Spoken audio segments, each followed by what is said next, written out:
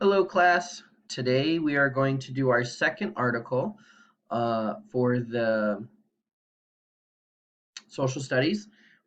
This is going to be our Wednesday article, our Wednesday social studies.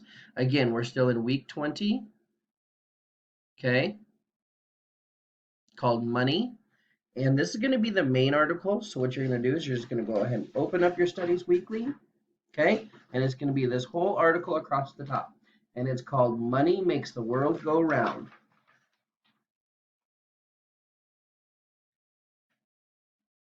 All right. So, U.S. currency. How does the United States print money? Well, it's not as easy as using a copy machine. Let's look at the history of paper money in our country and what's happening with money today. Our dollar is born. Before the Revolutionary War, the colonists used English, Spanish, and French money. After all, we weren't an independent nation yet.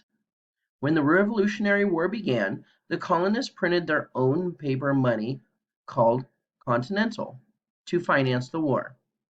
The colonists hoped that future taxes paid by citizens would make it worth something. You see, currency has to be backed by something valuable, or it's worthless. It took 8 years for us to become an independent country that could actually collect taxes. By that time, the Continental wasn't worth much. To make matters worse, it could easily be counterfeited. Counterfeiting is the printing of money by someone other than the government. Counterfeit is another word for fake, and printing fake money can get you sent to jail.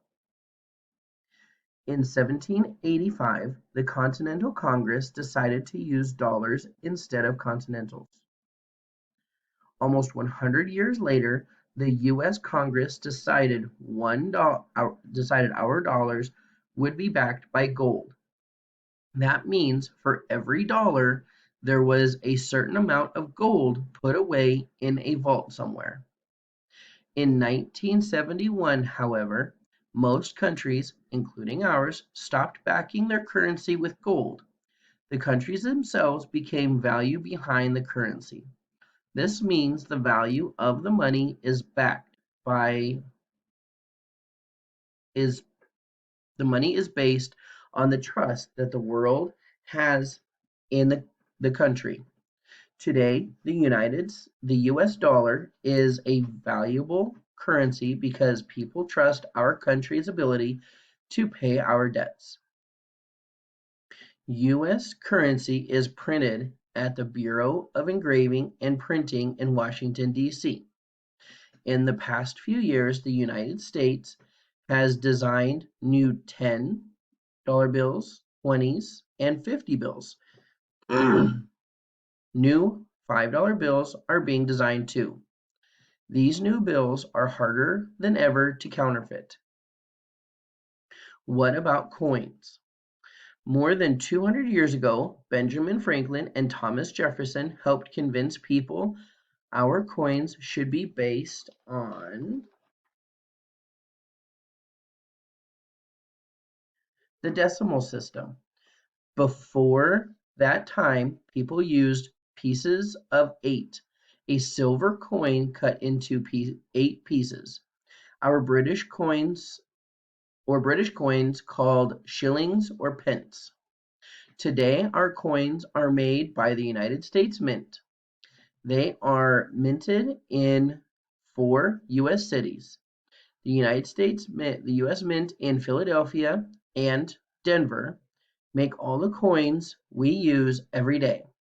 The U.S. Mints in San Francisco and West Point, which is in New York, make special coins, often for collectors. It, what is legal tender? It would be really confusing if every country used lots of different money systems. Each country needs a special type of currency its citizens can use. Countries need to decide what their currency will look like and where it will be made. This money is called legal tender. Legal tender means coins and paper money can be used for all debts, public charges, taxes, and dues. Every country has its own money, with one special exception. In 1999, several European countries agreed to use a common currency called the euro. Changing currency. By 2002, the first actual euro bill and coins were being made and used in 12 countries. People in those countries can still use their old money, is legal tender, but it's not the main currency. The countries felt a common currency would allow goods to move more freely between European countries that would help everyone's economy. The introduction of the euro is the largest monetary, having to do with money, changeover the world has ever seen.